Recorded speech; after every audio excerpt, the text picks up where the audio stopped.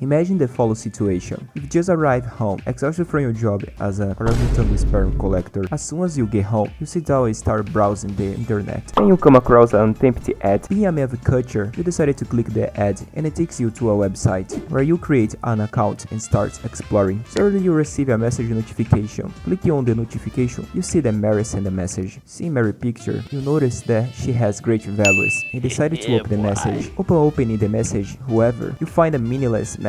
You curse the site, thinking that only bots use it, and decided to buy a game on Steam. When you try to log into your Steam account, you realize you can no longer access your account. Desperate, you attempt to log into one of your social media's accounts, and you notice that you lost access to all of them. And all this happens after you see the cursed message of Mary. What I just described is one of the top 10 most common vulnerabilities, affecting more than 50% of the websites on the internet. If you're interested in understanding some of the main vulnerabilities and how to combat them, keep watching the video. This is a simple vulnerability to avoid, but many websites still have it. To demonstrate this vulnerability, let's consider the following website. We have a site called Super Secure Bank, where the users can log in, access the credit, which in your case is an incredible amount of 2 cents, and make transferences to others' accounts at the bank. Now imagine that one day you log into your account to decide on what you will spend your 2 cents on, and you notice a number in the URL. Out of curiosity, you decided to change the number from 1 to 2, and suddenly you now have access to Bill Gates' bank account. This vulnerability that just happens was broken access control. The number that you changed was actually the account ID. And since the site has this flaw, it allows you to access another user's data without authorization. To fix this type of flaw, the solution are the following. First, never trust your users. Don't think, my users are honest people, they will never try to access Elon Musk's bank account or something like that, because every user can be a potential attacker. So always add validation to your roles to make sure that the users has the proper permission to access the data that they are requesting. Another tip is to avoid user ID in the URL, and if necessary, use UID, which are harder to predict. After all, which is harder to guess? An ID that follows this order or this one? Unless you don't know how to count, the answer is UID. But while this flaw is simple, the next flaw is one that many beginners ended up falling for.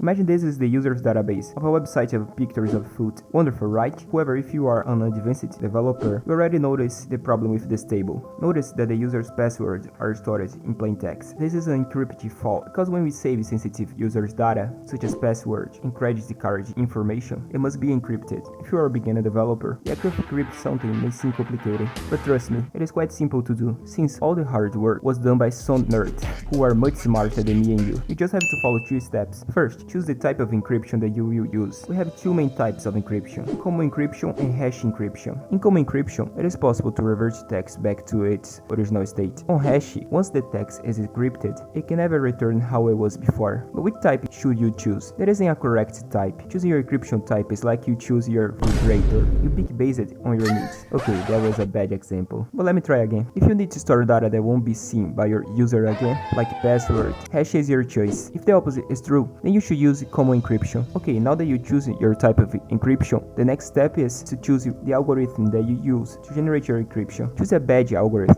It's like hiring a security guard to protect your house, but give them water pistols to defend you. That's why when you choose your algorithm, you should make sure that it's a modern and secure one. But why encrypt this data? For 2 reasons. First, if a hacker accesses your database, you'll have to spend a lot of time trying to crack the encryption to see your passwords. Second, users love anything that includes the word encryption. Don't believe in me? Let's suppose you have a cat. Which of these 2 brands of food would you buy? This one? Sir, this food is nutritious and tasty. Or this one? Sir, this food is nutritious, tasty, and features the best encryption resources on the market, ensuring safety and privacy for your cat.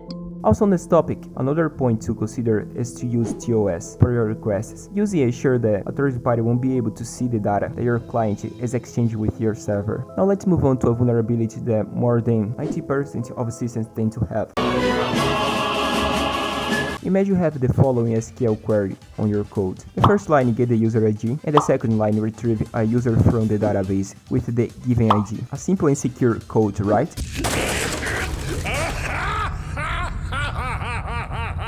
If you think this is secure, may God have mercy on your clients on your website. This code is extremely vulnerable. Imagine that a user named Joe has the ID 1 and he decided to change the ID to 2. Now he has access to the data of the user number 2, Donald. but this is not the biggest problem. Imagine that instead of passing an ID, the user passes this. Now your query will fetch the user with the ID 1 or all users who have an ID. This, by the way, is an injection flaw. But let's move on. How do we fix these vulnerabilities? When it comes to make a rage query, if you are only fetch a row from a table, use the keyword limit. So even if the attacker manages to inject something, the code will only read the first result.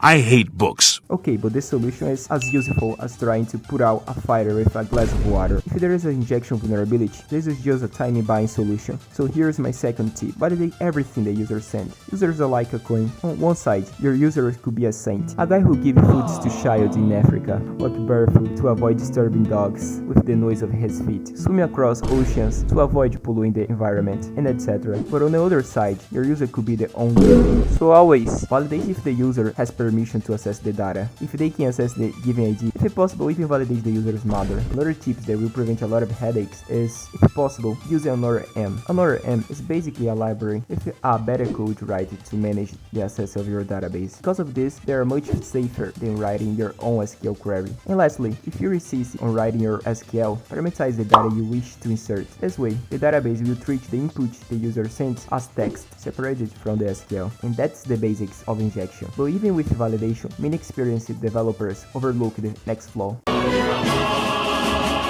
Have you ever come across the following situation? You open the JS code and check the dependencies, only to find this.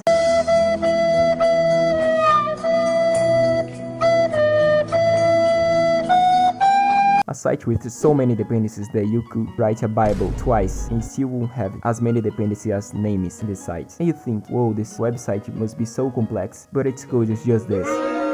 Okay, but is user dependency bad? The answer is yes and no. Let me explain better. Imagine that you decided to create a new system. As soon as you set up the server, you only use the programming language and some framework to make your work easier. And unless your framework is some obscure shit created by a tribe of people in the deeps of the Africa, your framework will be secure because many developers test it to find flaws. So as long as you keep your framework updated, you rarely will have problems. But what happens when you add a new dependency? Now you make your system dependent of one more third-party code. Your framework may be secure, but what about the dependency that hasn't been updated since the time of the Black Plague? Is that really safe? What happens if one of your dependencies stops being maintained? Or if a hacker managed to insert a malicious code on it? That's why the best practice to avoid problems with dependencies are to avoid user when possible. Besides this, always update the dependencies that you have and remove dependencies that you don't use anymore. However, by fixing this vulnerability, you now open the door to another vulnerability, which is the next one on our list.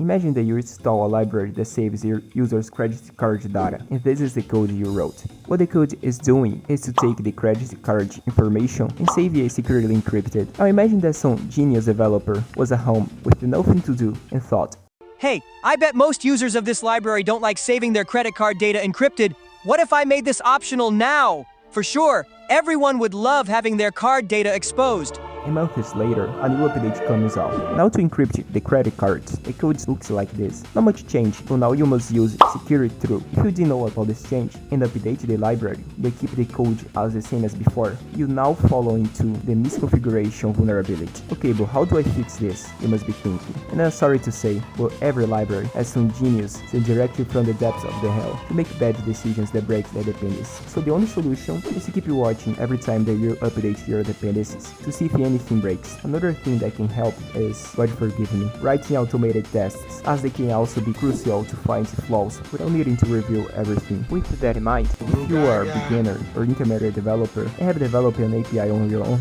you'll definitely encounter the next security flaw. To explain this flaw, let's analyze this code. As you can see, this code try to log. Pause the video and try to find where is the problem. If you say the console.log, you are correct. And don't worry, this section is not one of the ridiculous baits like don't use else, or don't use switch, or don't howl with the dogs while you code. Wait, am I the only one who do this? Anyway, let me explain why you should use it. First, console.log is poorly optimized. In a local environment, your PC is the only one affected, which is actually good, especially on those hot days when you want to make a bourbon barbecue, but don't wanna leave your room. Just run something locally and run some meat on your CPU. But in production environments, the application must be as efficient as possible, because the heavier it is, the more expensive it will be. Second, console.log temporarily display errors in the terminal without a way to save them for future analysis. This means that if a hacker tries to invade your website due to an error in your application in the middle of the night, while you having the best dream ever, when you wake up, you will have nightmares in your hands, with your website hacked and no way to analyze it, what the error could have been, since your terminal might be empty. And finally, assuming that Jesus took pity on you and by some miracle you didn't lose the logs in your production terminal, you also wish that instead of Jesus preserve the logs, he had just thrown a meteor on your head, because, well, good luck trying to find the potential flaw without the ability to filter errors in this giant terminal. That's why my recommendation is the following. Use log libraries that allow you to manage logs more efficiently, and if possible, store them in a database for future visualizations. And as our last vulnerability, I will tell you about a vulnerability that almost all sites with URL input has.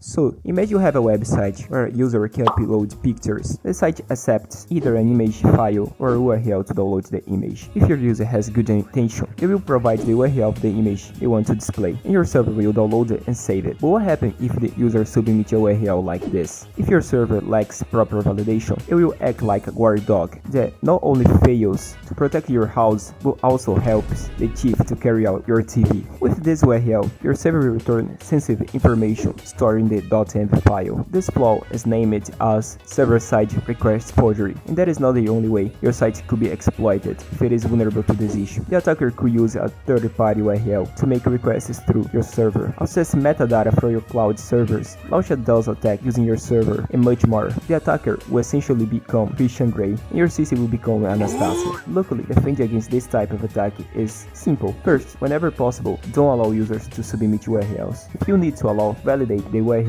protocol type. Ensure that it doesn't point to an internal resource, and if possible, create a whitelist of URLs that your site permits, and block any request that doesn't match the list. Lastly, do not return a raw response to the client. And that was the video. If you like it, give it a like. See you in the next one. Bye.